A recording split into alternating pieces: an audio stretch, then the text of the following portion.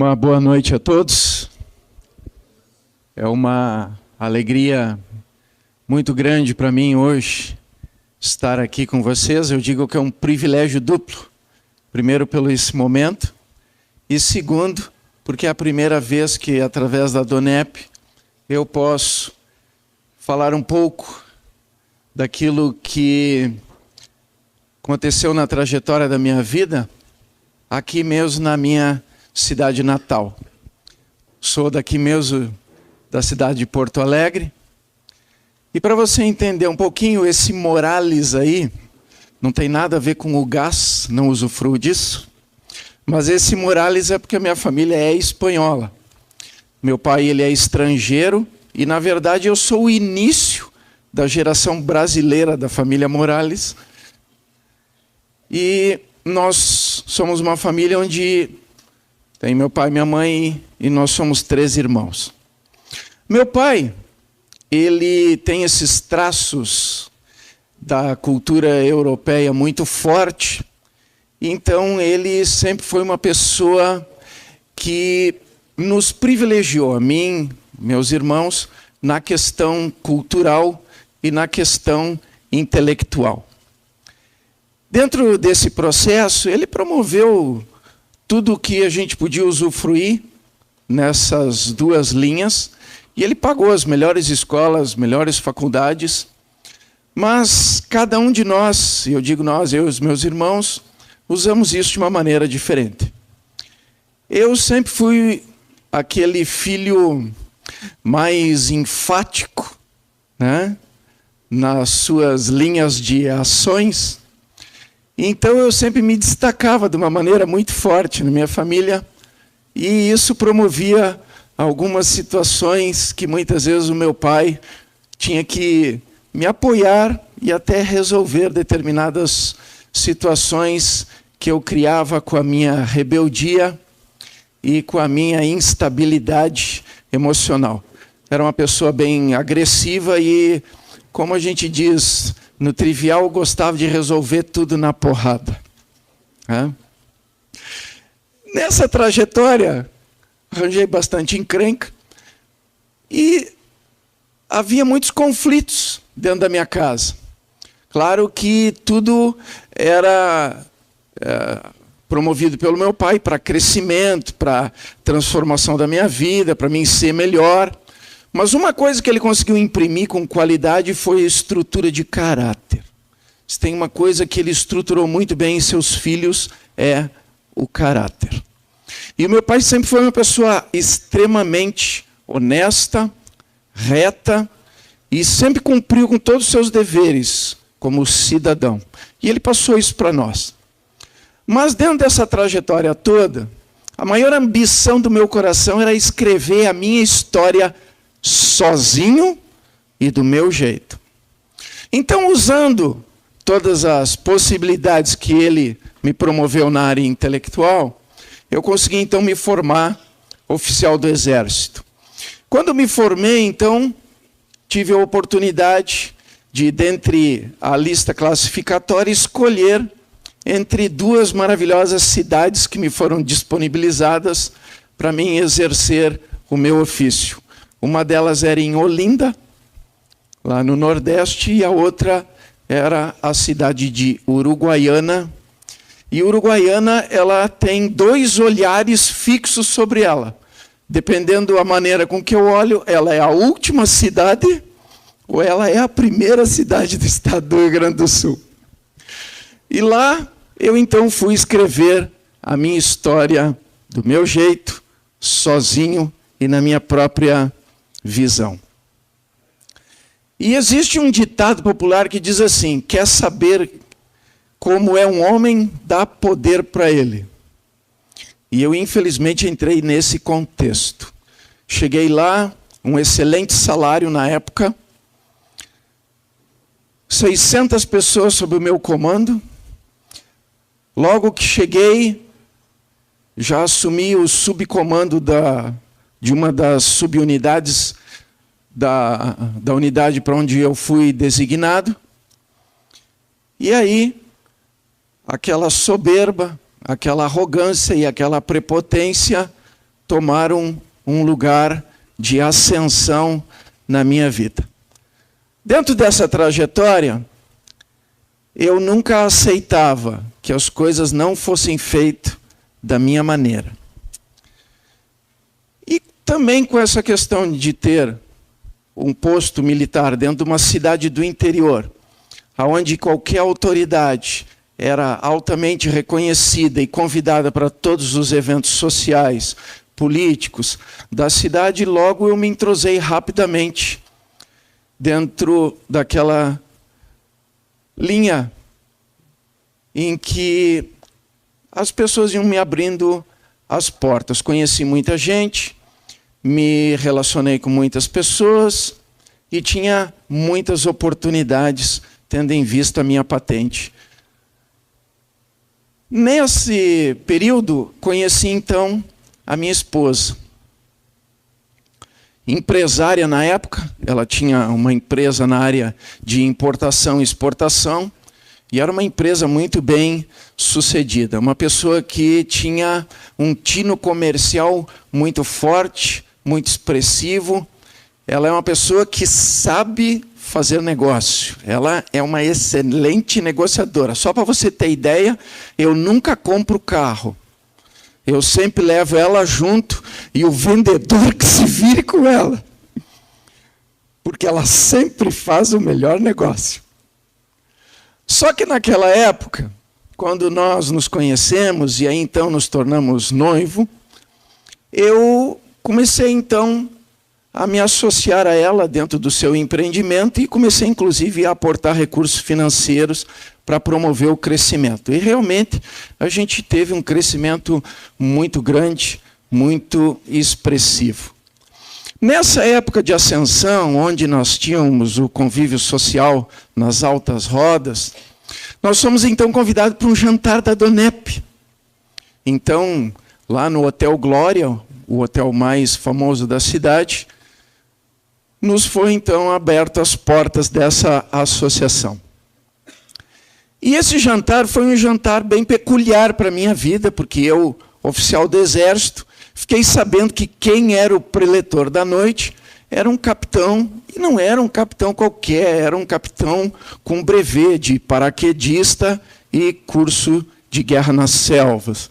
E quem é militar sabe que quem tem esses tipos de curso são os militares mais excelentes dentro, né, do convívio da caserna, como a gente diz.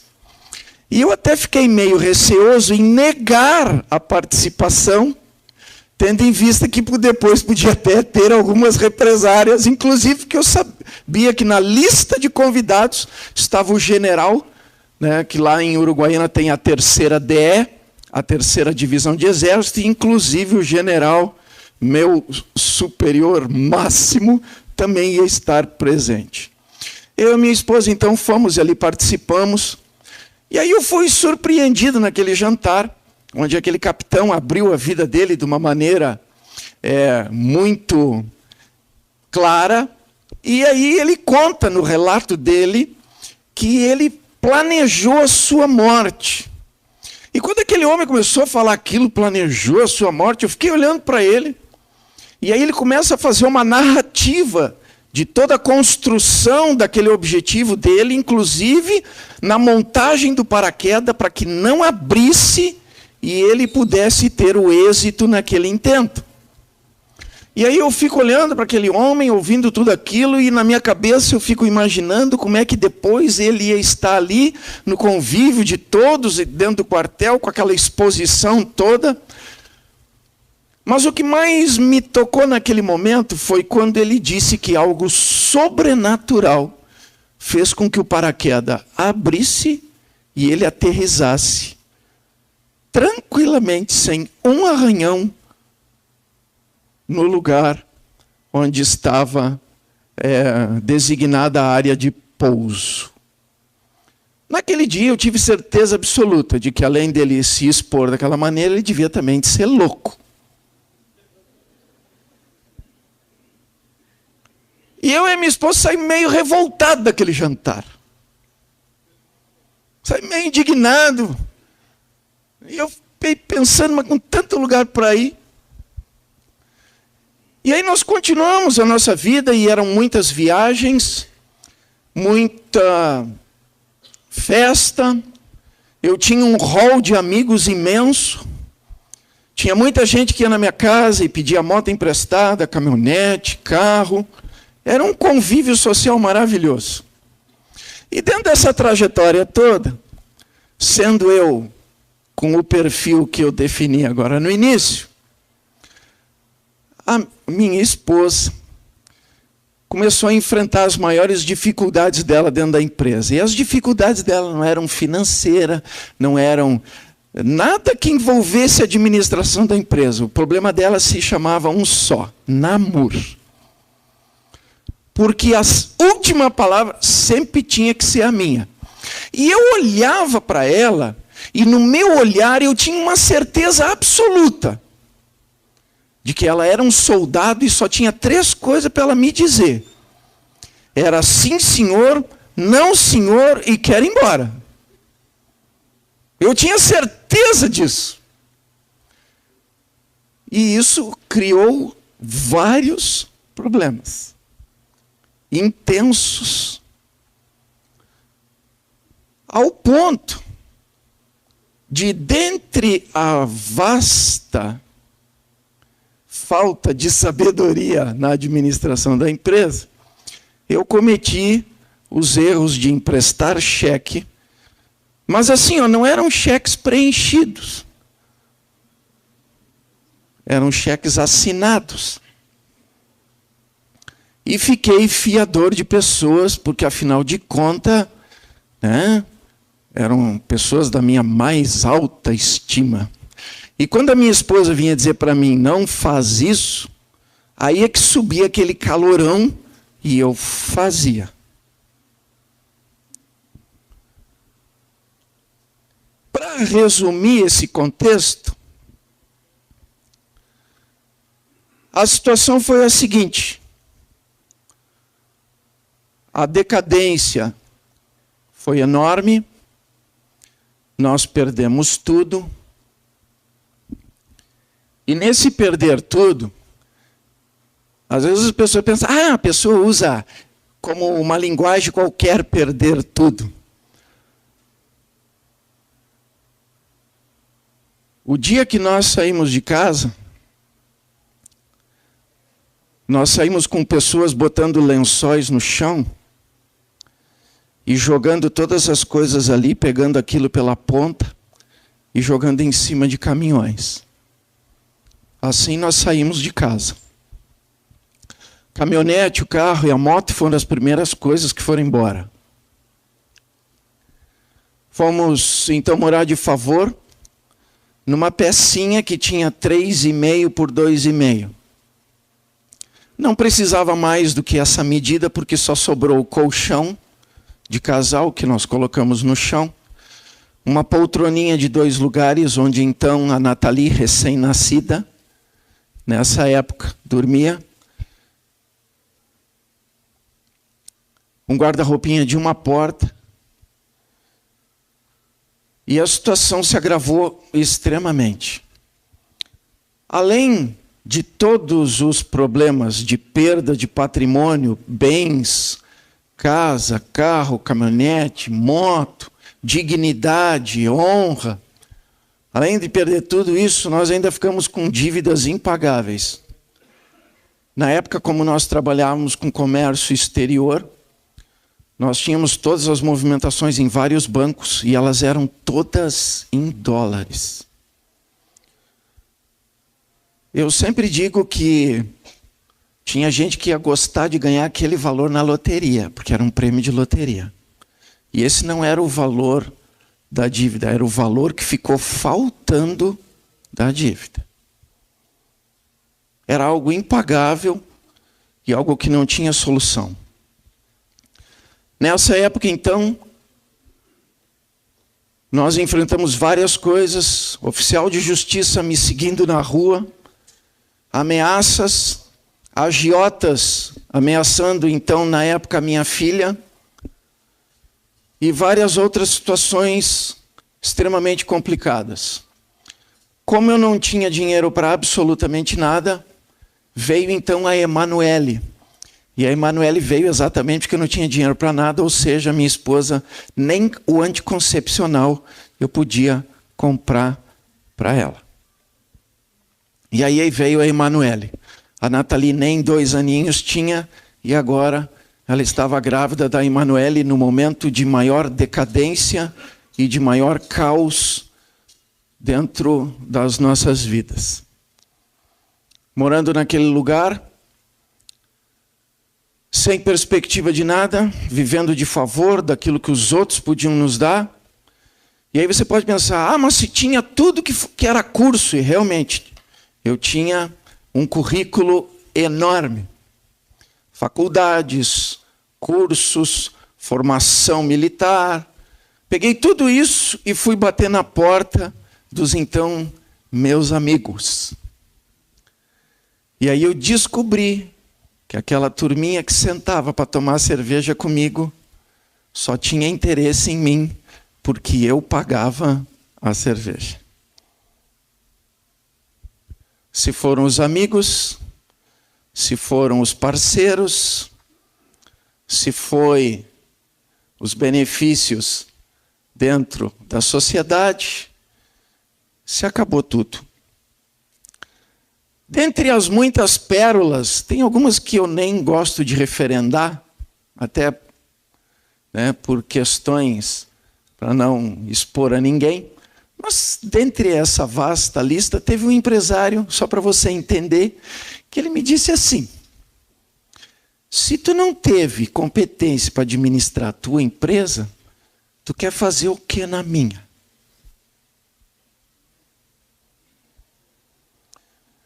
Eu olhei para ele e eu tive que concordar. E aí eu fui baixando o nível da minha procura de emprego. Fui onde tinha uma possibilidade, lá estava eu. Dentre esta lista, teve um dia que eu peguei um anúncio de jornal que dizia-se: precisa-se de motorista. Motorista de ônibus urbano. Como eu era militar e na época, então, antes de eu dar baixa para trabalhar exclusivamente com a minha esposa na empresa, eu tinha carteira E, que era de transportista de caminhões, carretas e coisas. E aí eu fui lá, então, para fazer o teste de motorista urbano, porque, afinal de contas, eu tinha 2 crianças chorando de fome dentro de casa. Só para você entender algumas coisas que se passaram. Eu fui caminhando, porque eu não tinha dinheiro para pegar o ônibus. Caminhei 8 quilômetros para chegar na sede dessa empresa. Cheguei lá antes das 8 da manhã, sentei no sofá, em cima da minha cabeça estava ali a plaquinha: precisa-se motorista. Esperei até umas 8h20 da manhã, quando entrou um senhor, olhou para mim, disse: o senhor veio pela vaga? Eu disse: vim. Ele fez assim para mim, entrou lá para dentro, demorou mais uma meia hora e me chamou. E eu tive a excelente ideia de levar o meu currículo. E aí ele me questionou em várias coisas, eu respondi. E aí eu disse: quem que não vai querer uma pessoa com o currículo que eu tenho? Imagina, o currículo que eu tenho, dirigir um ônibus. E aí, quase no final da conversa, eu passei para ele meu currículo. Esse senhor abriu, começou a ler e folhear, e em algumas folhas ele olhava para mim e passava aquelas folhas. De repente ele fechou, empurrou de volta, e ele disse: eu não posso lhe contratar. E eu disse: mas como? Por quê? Não tem mais, que eu saiba, não tem ninguém. E aí naquela hora, meio que deu um calorão, ele olhou para mim e disse assim: olha, se eu contratar alguém com o currículo que tu tem, quem vai perder o emprego sou eu. Eu juro para vocês, naquele momento eu queria dar uma de Jack Stripador. Eu até mirei o pescoço dele. Para ele podia ser uma simples resposta. Para mim era o auge da derrota. E eu saí daquela empresa caminhando e chorando. E no meio do caminho eu ficava tentando pensar o que eu ia dizer para minha esposa dentre todas as negativas que eu já tinha trazido para ela. E uma das situações mais marcantes nessa trajetória de decadência foi quando eu estava com a Nathalie, caminhando na rua, e eu passei por um mercadinho. E nesse mercadinho uma criança sai abrindo uma balinha. E ela para e puxa a minha calça e me diz: papai, quer bala?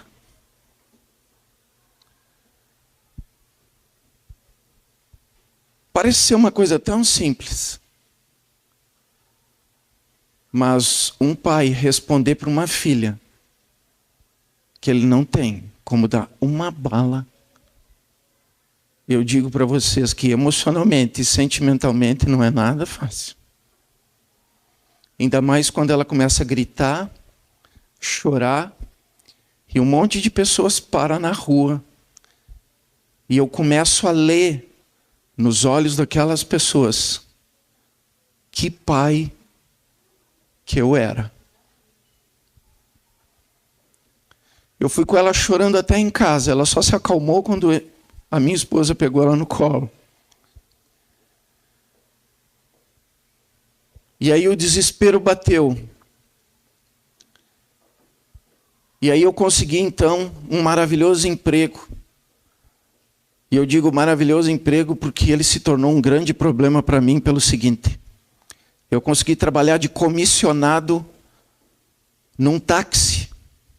Não tenho nada contra os taxistas, mas o que aquilo promoveu?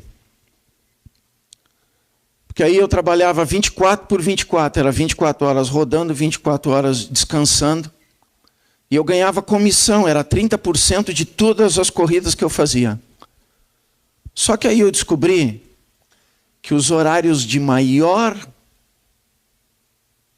rotatividade, inclusive de aporte financeiro, era na madrugada e em determinados locais. E eu fui trabalhar ali. E aí aquilo que já era um caos dentro da minha casa se tornou um problema maior ainda. Por causa do tipo de mulheres que eu transportava no carro. E eu sempre digo, a gente pode enganar por muito tempo, mas não por todo o tempo. E aí quando eu e minha esposa tivemos um confronto muito grande.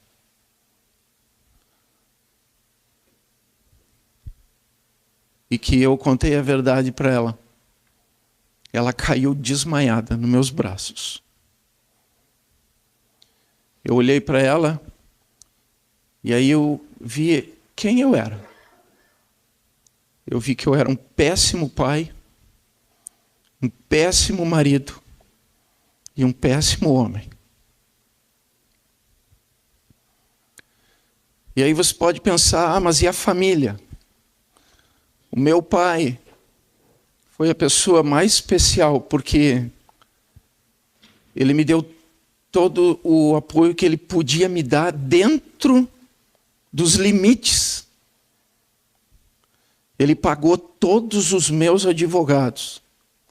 E eu vou dizer uma coisa para vocês, eu tinha todos os tipos de processo. Desde criminais, civis e execuções. Todos. Bancos, financeiras, agiotas. Era uma coleção de problemas. Não faltasse isso, eu ainda destruí toda e qualquer esperança que havia no coração da minha esposa. Saí de casa, subi em cima de uma carreta. E eu literalmente, eu fui fugir.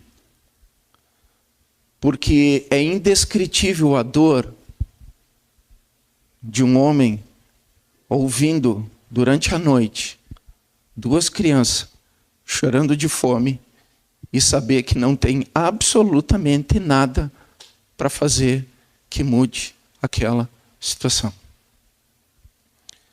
E aí eu subi naquela carreta e me fui.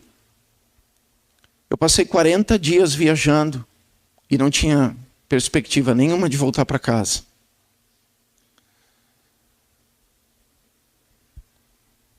E aí aconteceu um fato muito importante. A Nathalie, nessa época, tinha um pouquinho mais de 2 anos, entre 2 e 3 anos.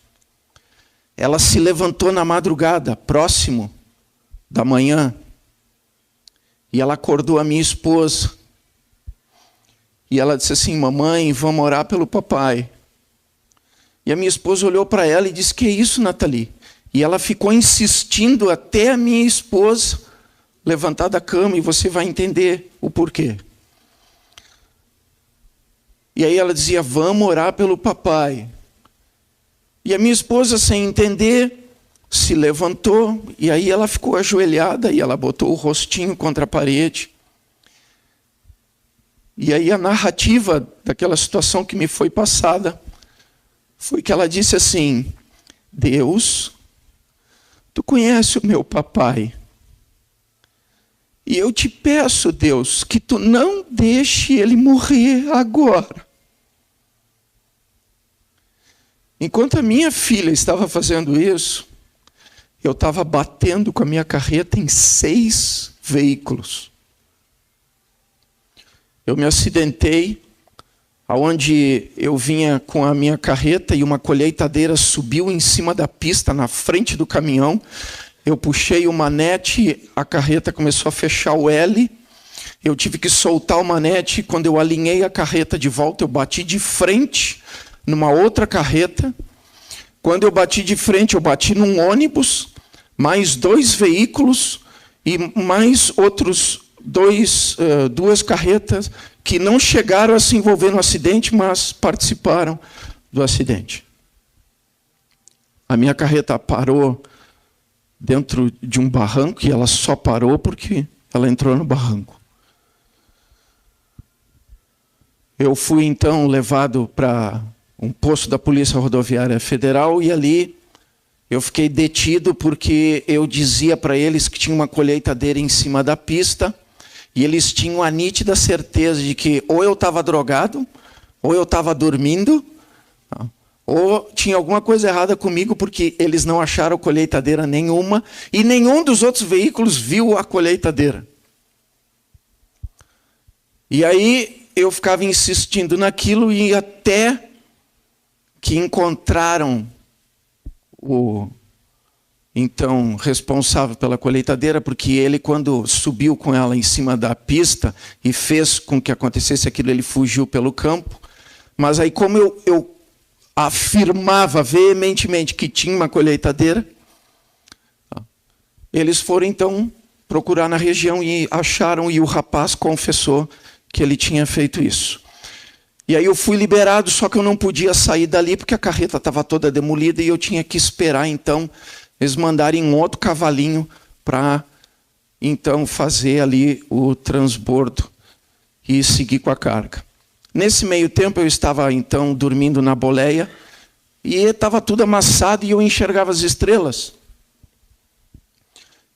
E quando eu deitei na madrugada, uma voz gritou meu nome: Namur.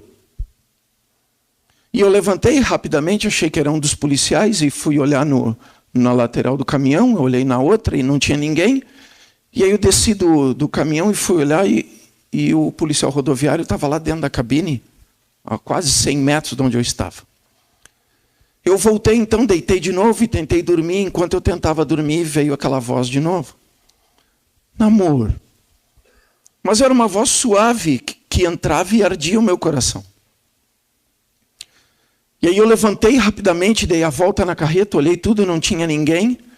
E aquilo começou a me dar um quebrantamento, uma necessidade de choro. E eu voltei, deitei de novo, e aí aquela voz suave veio de novo. E aí ela disse assim, aquela voz: Namur, se tu tivesse morrido, para onde que tu ia agora? A gente pode ter várias visões a respeito de religião, de certo, de errado. Mas, dentro de todos os meus conceitos, e até mesmo do meu ateísmo, eu sabia qual era a resposta. Uma pessoa prostituta, adúltero, drogado, viciado, alcoólatra. Eu sabia. Eu sabia a resposta. E aí eu voltei para casa. Mas eu voltei com a intenção de chegar lá, pegar minhas coisas e só ver o que estava acontecendo e ir embora. Porque na minha cabeça, a minha esposa tinha direito de fazer tudo que ela queria comigo. Só que quando eu cheguei lá,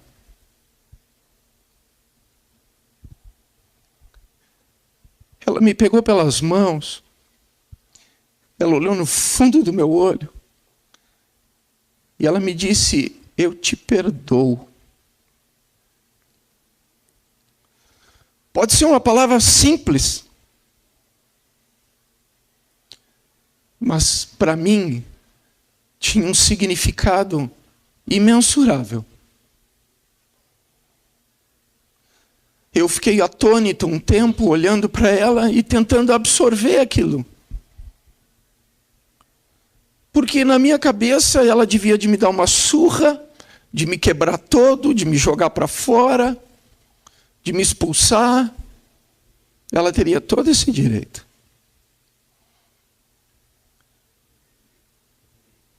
Mas eu olhei nela e havia amor nos olhos. Havia sinceridade. Havia emoção. E aí ela me quebrou. E aí ela me explicou o que tinha acontecido com ela. Ela disse que tinha conhecido uma pessoa que tinha mudado a vida dela.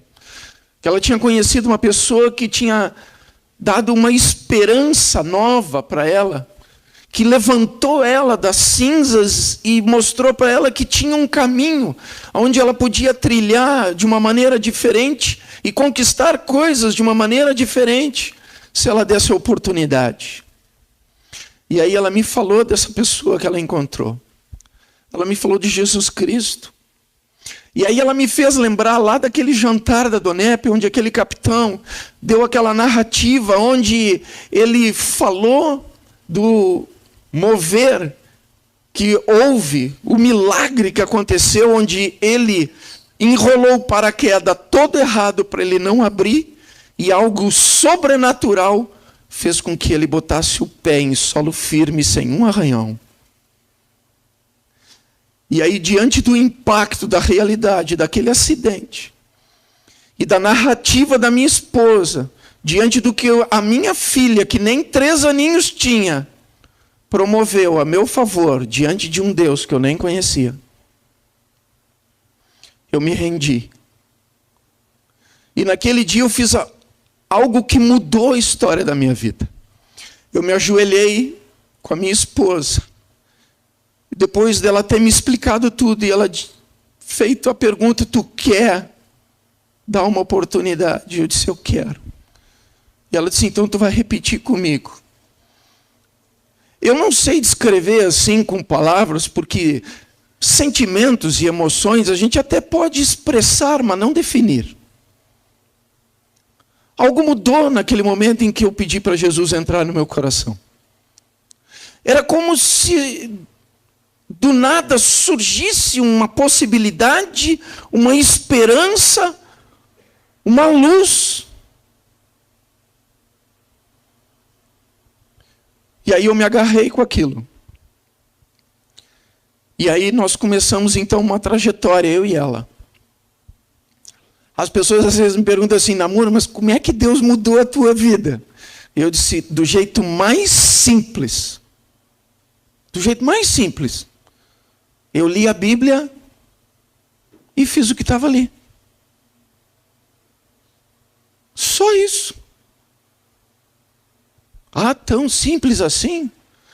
Tem coisas que, se eu for dizer que eu gostei, eu não gostei. Principalmente quando eu descobri como que Deus quer que um marido seja.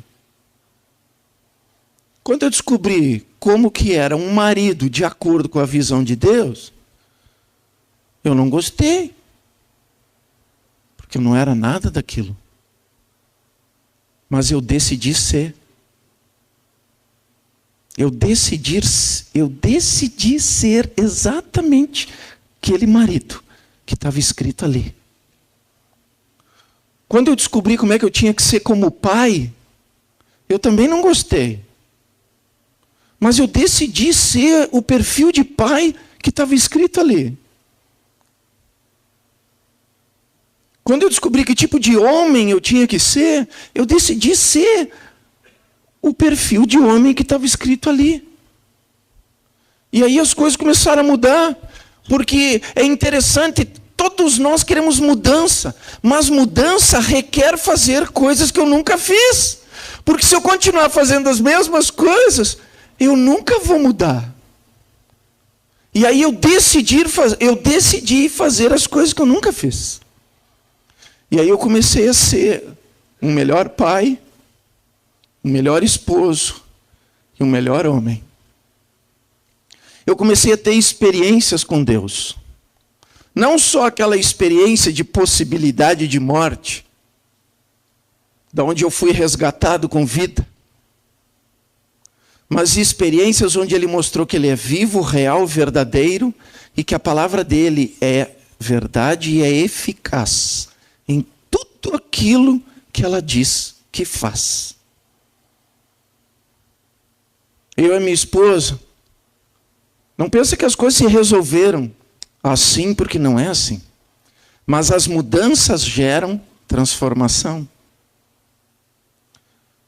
Lá em Uruguaiana, é uma cidade extremamente fria e extremamente quente. E aí quente, eu estou falando de 47, 48 graus no verão. E frio, eu estou falando -2, -3. Já tive até a maravilhosa oportunidade de pegar -8 graus no inverno. Nessa época estava chegando o inverno. E era um inverno que estava sendo anunciado extremamente rigoroso. E as minhas filhas, tendo em vista os parcos recursos, estavam andando só de fraldinha e de pé descalço. E nós não tínhamos recurso financeiro para nada, até porque, só para você ter uma ideia, depois do episódio da carreta, eu fui então trabalhar ajudando pessoas. E aí eu ganhava, só pelaquela ajuda que eu fazia, era, como a gente diz lá, era biscate. Né? Vivia de biscate. Mas aí eu conseguia comprar fralda, eu conseguia trazer um pacotinho de feijão, eu conseguia trazer um pacotinho de arroz, um litrinho de leite, eu conseguia. Só que comprar roupa e calçado era outra coisa. E aí nós aprendemos a orar. Coisa que a minha filha de menos de 3 anos aprendeu primeiro do que nós. E nós começamos então a dizer para Deus: Senhor, aqui está escrito assim, assim, assim. Teve um dia, já então iniciado o inverno, a gente conseguiu algumas roupinhas assim para quebrar o galho, mas tocaram a campainha da porta. E eu era assim, cada vez que tocava a campainha, me dava um tremor do alto da cabeça até a planta dos pés. Pelo seguinte, sempre era cobrador. Ou era oficial de justiça. Ou era alguém dizendo que ia me matar. Sempre. Então, cada vez que alguém tocava, eu tremia por dentro. E aí eu ia abrindo a porta, assim, meio de ladinho. Só que aí eu olhei, tinha um homem de amarelo com azul. E eu disse, meu, é o carteiro. Eu disse, lá vem outra intimação. Abri a porta, olhei para ele, senhor, que é o seu namoro. Eu disse, sou eu. tem uma encomenda aqui para o senhor. Aí eu olhei, tinha uma caixa enorme nos pés dele. Eu disse, para mim? Tem essa encomenda, o senhor assina aqui. Aí eu assinei rapidinho, botei a caixa para dentro, vá aquele mundo de ideia, né? E aí abri rapidamente a caixa. Tinha todo enxoval de inverno. Para mim, para minha esposa e para minhas 2 filhas. E não era roupa usada, porque nós tiramos etiqueta por etiqueta de cada peça. Deus começou a mover as coisas. Tem um versículo que diz, e o meu Deus, conforme a sua riqueza em glória por Cristo Jesus, há de suprir cada uma das vossas necessidades.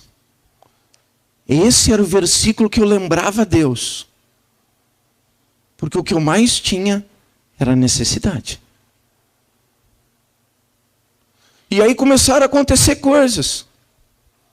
E a gente começou a ver Deus trabalhando. E a primeira coisa que Ele restaurou fui eu mesmo. Porque o ser humano, ele tem problema com perdão. Mas tem problema maior ainda em perdoar-se a si mesmo. Nessa trajetória, eu comecei a então ver Deus com todo carinho movimentando as coisas. Nesse movimentar, em que nós estávamos então tendo algumas coisas diferentes na nossa vida, veio então uma intimação da seguinte forma: 24 horas para pagar a dívida ou prisão. E aí você pode pensar, como todo brasileiro pensa, mas por dívida ninguém vai preso. É verdade, mas quem é da área jurídica sabe que até uns 10 anos atrás, tinha 2 coisas que botavam um homem na prisão. Hoje só tem uma. Pensão alimentícia e infiel depositário.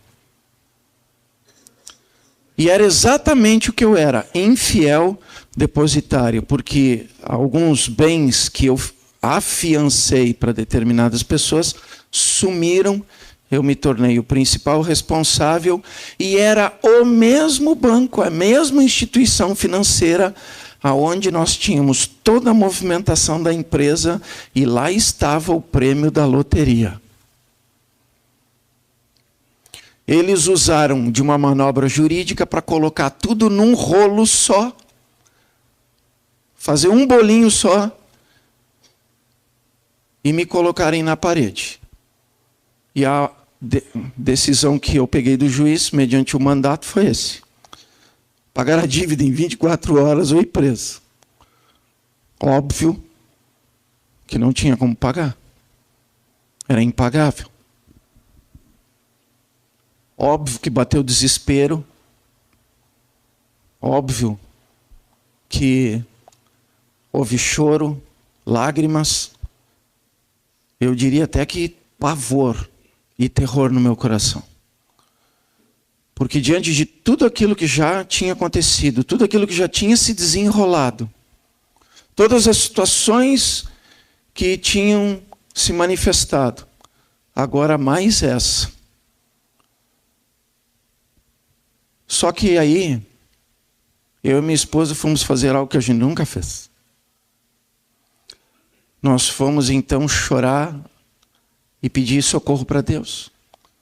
A madrugada inteira. A madrugada inteira. E a gente só dormiu do cansaço. E a gente dormiu enquanto pedia socorro para Deus. Só que quando a gente despertou no outro dia, é aquilo que eu digo, não dá para expressar com palavras, mas tinha algo no meu coração que estava me dando paz.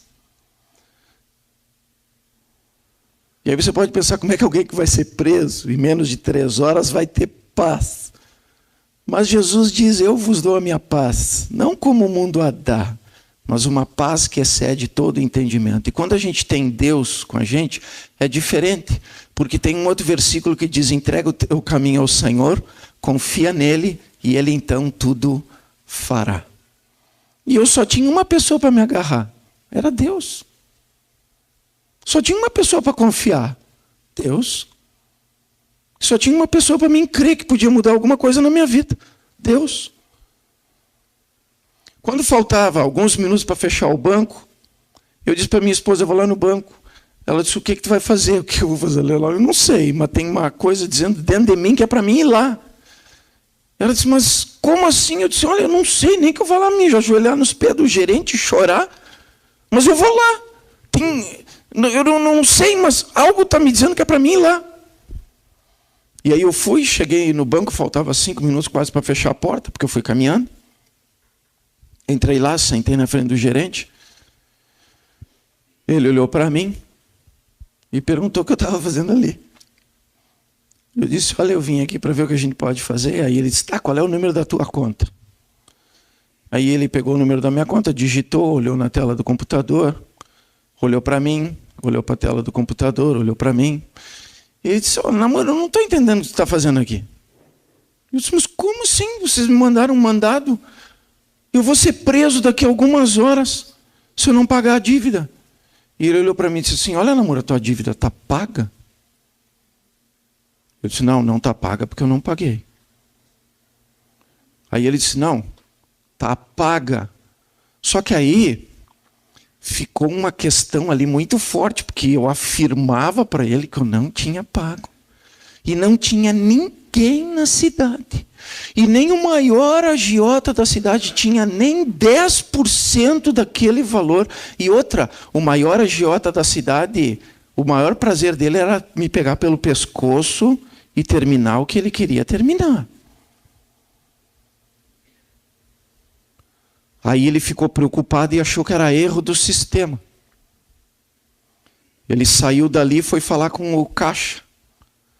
E aí perguntou, eu não sei qual foi dos caixas, eu sei que mandaram ele lá para o andar de cima, porque a tesoureira do banco sabia o que tinha acontecido comigo. Para encurtar a história, ele desceu, ficou aguardando ela vir. Quando ela chegou, eu estava sentado na cadeira, ela olhou para mim, o senhor que é o seu namoro? Eu, sim, sou eu. Aí eu queria lhe conhecer. Eu olhei para ela, eu disse, ai meu Deus, será que eu estou devendo para ela? Eu disse, me conhecer? É assim, porque o senhor me deu um trabalho enorme para mim e para a minha equipe hoje. Eu disse, eu lhe dei um trabalho? Ela, sim. E aí, ela deu a narrativa toda. Ela disse que chegou um homem na sala dela. Esse homem tinha um grande pacote na mão. Tinha um cabelo grisalho, barba branca. E a descrição dela foi assim. Ele tinha um semblante que parecia que entrava dentro de mim.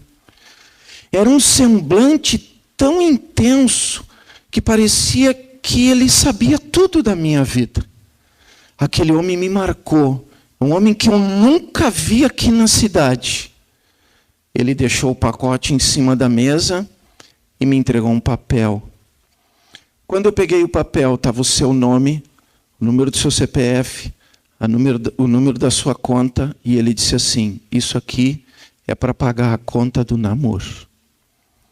E quando eu peguei o pacote e olhei, ele não estava mais ali. E nós ficamos muito tempo contando, porque a maioria das notas eram notas de pequeno valor. E aí você pode pensar, esse cara aí é mais louco do que aquele capitão do jantar.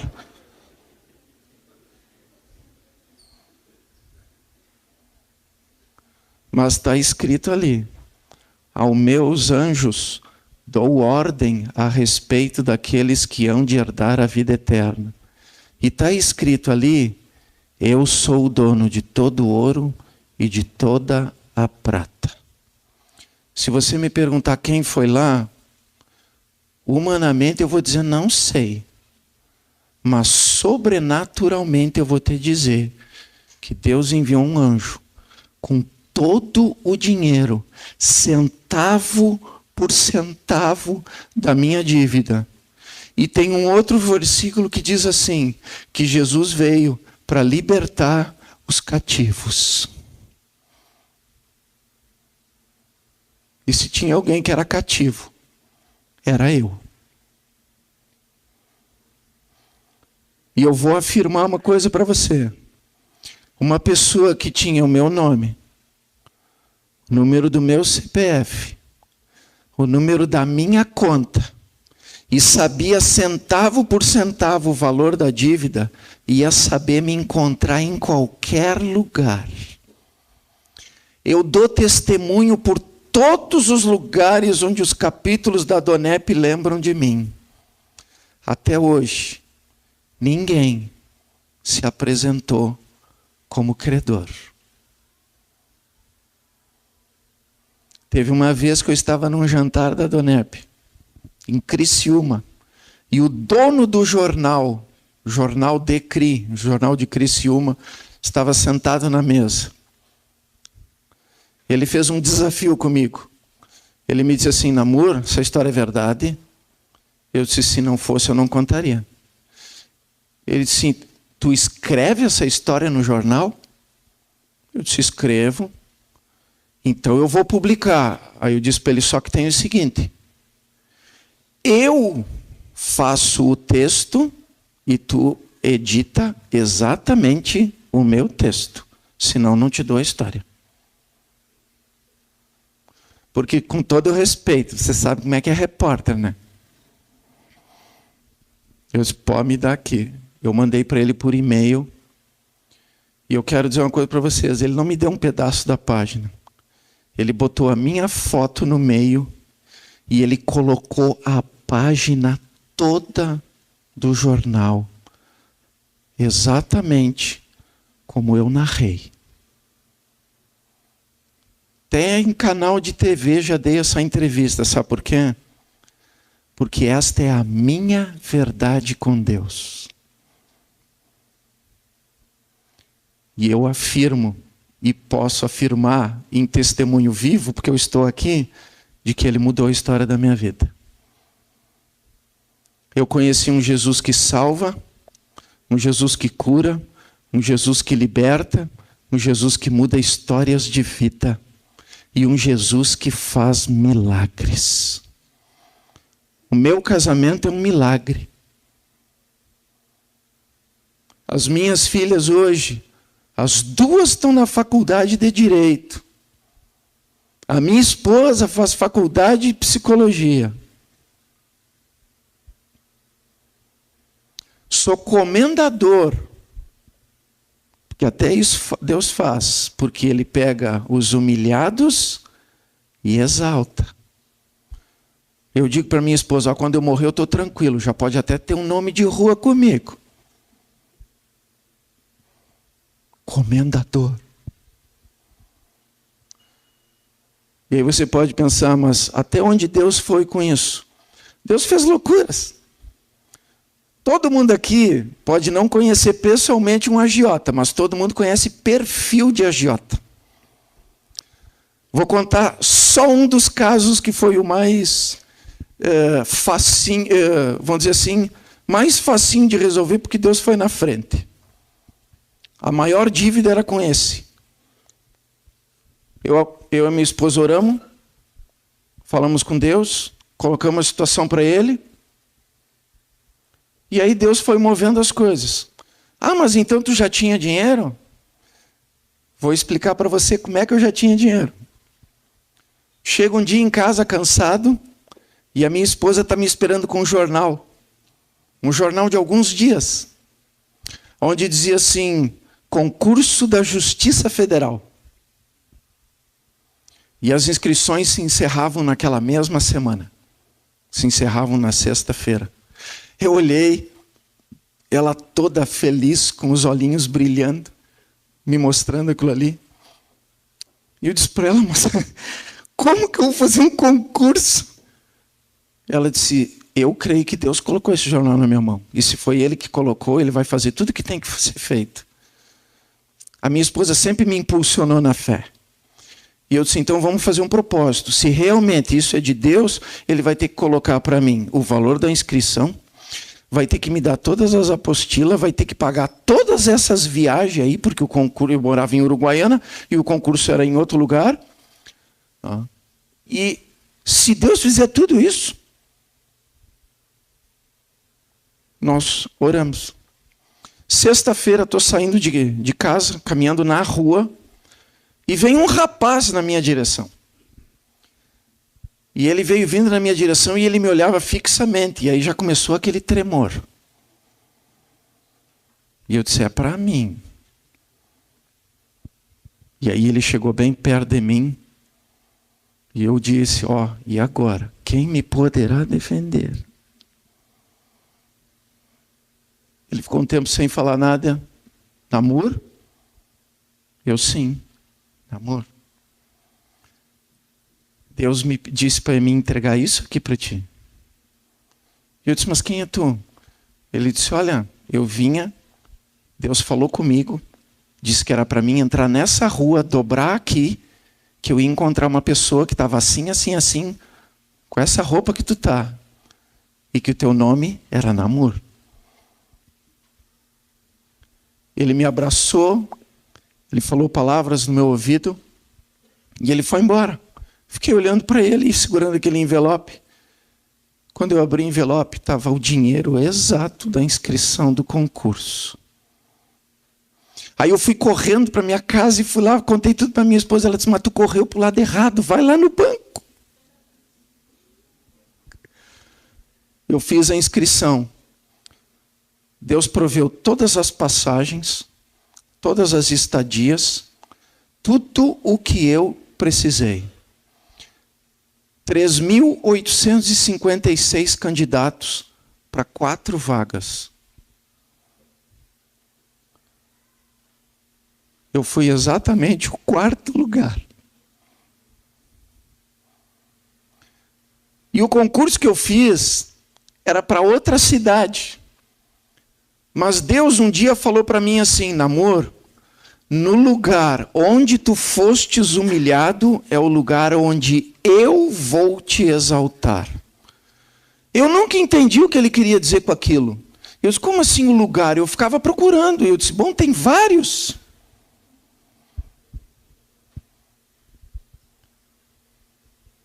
Dia 23 de dezembro de 1997, eu ganhei o meu Natal antecipado. Chegou um telegrama lá naquele lugarzinho onde nós morávamos.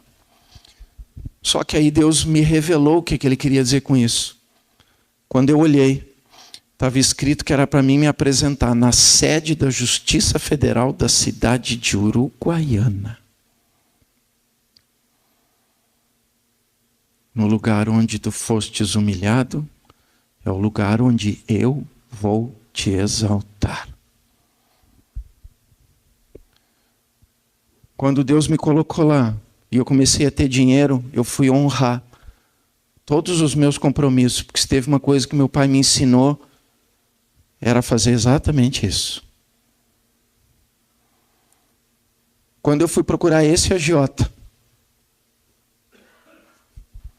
para loucura minha, ele sentou comigo, eu contei para ele o meu testemunho. Esse homem chorou diante de mim. Eu perguntei se ele queria aceitar Jesus. Ele me olhou naquele momento, parou para pensar um pouco. Ele me disse que ainda não estava preparado para aquilo tudo. Mas aí ele me disse assim, Namor, vamos fazer o seguinte. Tu esquece todo o juro. Paga só o principal. E eu vou te parcelar em 60 vezes. Podia contar aqui muitos outros milagres. Mas eu digo que o milagre maior, entre todos os títulos que os homens podem ter me dado, o mais precioso é eu poder dizer que eu sou filho de Deus.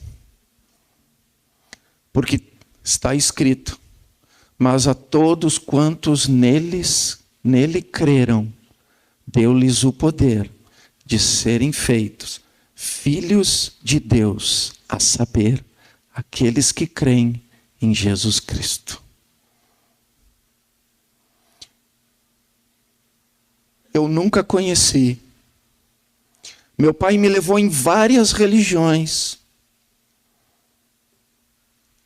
mas eu nunca conheci Deus como eu passei a conhecer naquele dia, naquele quarto, ajoelhado naquele colchão, segurando as mãos da minha esposa. E eu posso dizer minha esposa, porque nós estamos fazendo 22 anos de casamento. E Deus até aqui tem nos sustentado, tem nos honrado. E nós temos vivido com excelência. Não devemos mais nada para ninguém. Porque em 2009, eu queimei a última promissória que faltava. Eu e a minha esposa, chorando, agradecendo a Deus, porque era a última. Nós pegamos ela, queimamos e ficamos olhando subir a fumaça e dizendo: Senhor, muito obrigado, porque Tu me transformou como homem, como pai, como marido. A minha vida foi completamente mudada por uma decisão e uma oração. Eu não sei como é que está o teu casamento, não sei como é que está a tua vida financeira, não sei como é que está o teu interior, não sei como é que está a tua expectativa de vida, mas eu posso te dizer, esse Jesus que entrou no meu coração pode mudar a tua história. Ele pode fazer como fez comigo, te entregar uma página em branco, limpinha, colocar a caneta na tua mão e dizer: amor, começa a escrever de novo. Um dia eu escrevi essa história com a minha própria mão. Mas quando eu escrevi com a mão de Deus, tudo mudou. E eu estou aqui nessa noite como um testemunho dessa verdade. Eu não sei qual é a tua expectativa que está aqui hoje. A minha, naquele meu primeiro jantar da Donep, era bem complicada.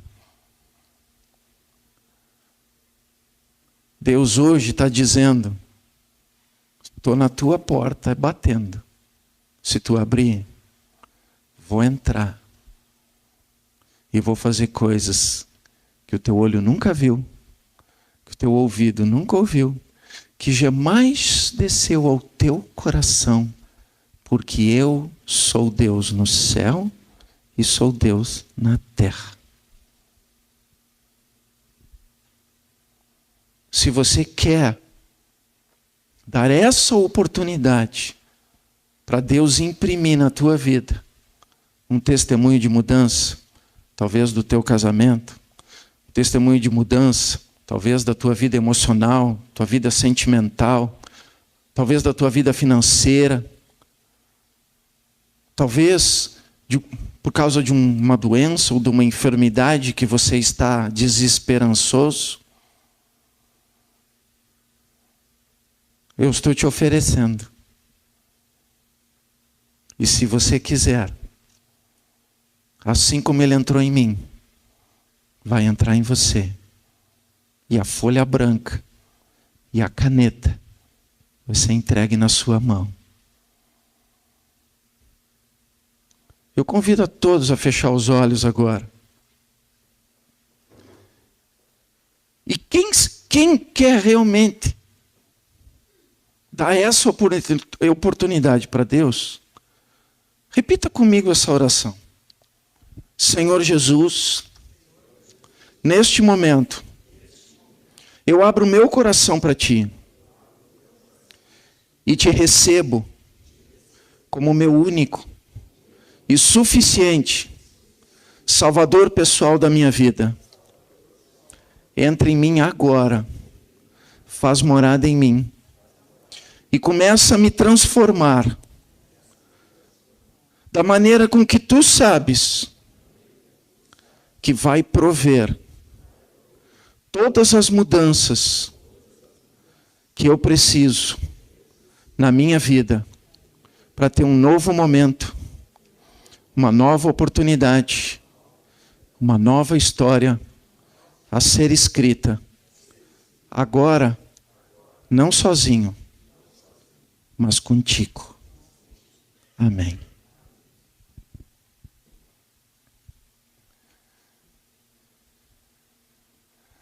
Sabe que quando eu olho assim, eu me lembro de mim, quando eu estava naquele jantar e aquele capitão fez essa mesma oração. E eu estava lá, duro, travado, descrente.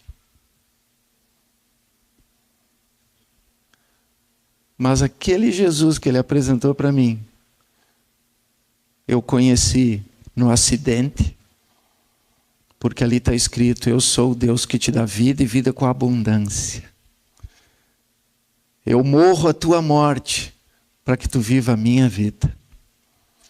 Eu conheci o Jesus que me libertou das drogas, dos vícios, do alcoolismo, do tabagismo.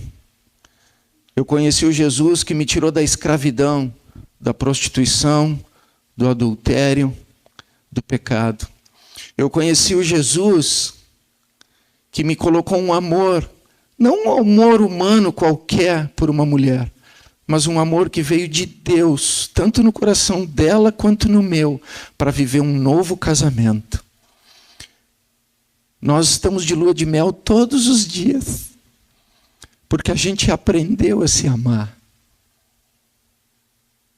A gente aprendeu a se perdoar e a perdoar. E viver esse perdão. Eu conheci um Jesus que me honrou diante de muitas pessoas que para elas eu era nada, mas elas tiveram que um dia me abraçar e dizer: Namur, realmente Deus mudou a história da tua vida. Eu conheci um Deus onde eu andava humilhado, cabisbaixo, com vergonha das pessoas por tudo que eu passei, que me fez andar em lugar alto e ter grandes oportunidades. Eu conheci um Deus que tudo pode para aquele que nele crê. Se você nessa noite abrir o seu coração, eu te afirmo, tua vida não é mais a mesma. E se você ler o que está ali e praticar o que está ali, você vai um dia estar aqui onde eu estou, podendo transformar outras vidas. Então, já que eu tomei banho, estou cheirosinho, perfume importado, eu queria dar um abraço em todos que hoje abriram o seu coração e se permitir viver isso com Deus. Sem constrangimento. Vem aqui na frente.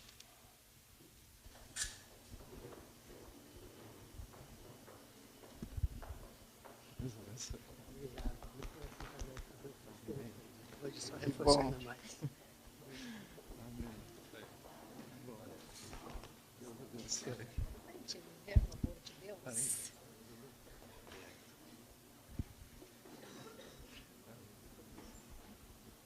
Eu agradeço a todos o carinho, a atenção e me coloco à disposição. Se alguém mais tarde quiser me procurar, tirar algumas dúvidas, fazer outra reportagem, fiquem à vontade. Amém? Uma boa noite.